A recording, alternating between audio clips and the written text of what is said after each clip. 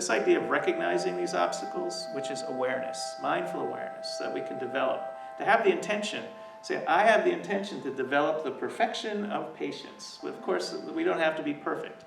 It's just a term that we use. We can use a characteristic or a spiritual characteristic of patience. Like I'd like to set the intention to be better at that. And I'm doing that in front of all of you today.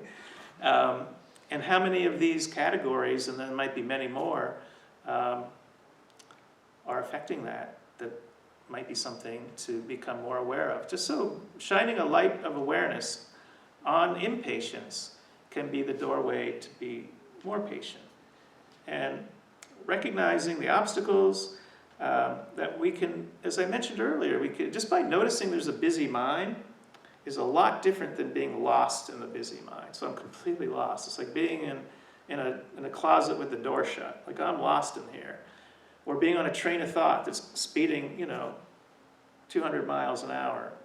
And then it's suddenly like, oh, I'm lost in thought. And just, so it's like, that's what can happen. I don't know about your experience of meditation, but just noticing like, oh, I drifted.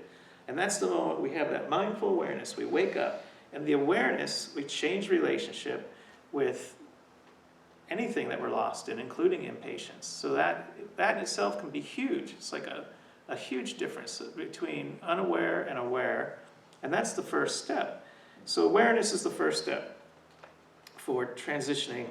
And these could be really habitual responses that we've built these deep conditioned grooves our whole lives.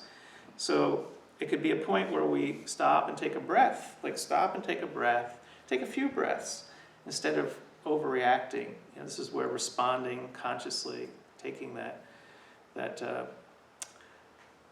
quote that, regardless of who it's attributed to, there's in between stimulus and response that there is a space. So it could be between some kind of trigger and our response, that there's a space. And that if we can pause in that space, it can really give us incredible power. So this is really the power of simply awareness, and we like to refer to this as mindful awareness, but it can come from compassion, come from the heart. And so observing our experiences and reflecting, like how is this affecting, my response, if we do have that ability to reflect before we respond, and that it'll be a wholesome response as opposed to some reactive response. And if has anybody had that kind of reactive response in a conversation that they've regretted?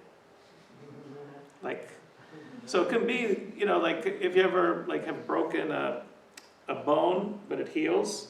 Anybody have that? But we might actually do something like have a regrettable comment that could take years, or not heal at all, just from how we overreact emotionally.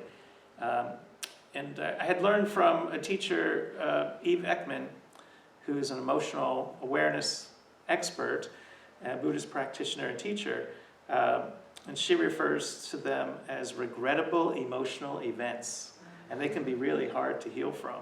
And something that with patience and practice, to pause between that stimulus and the response, and to learn, to look and learn. When we do have a regrettable emotional event, it could be a response to review and regret for several years.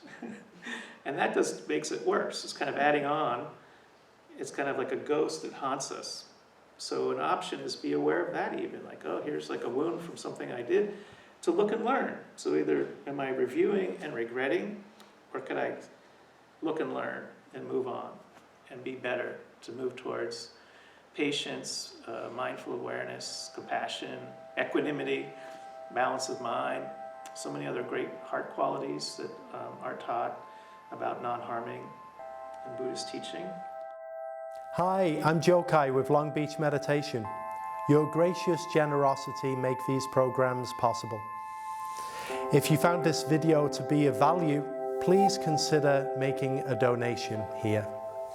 If you'd like to watch more videos like this one, then you can click here.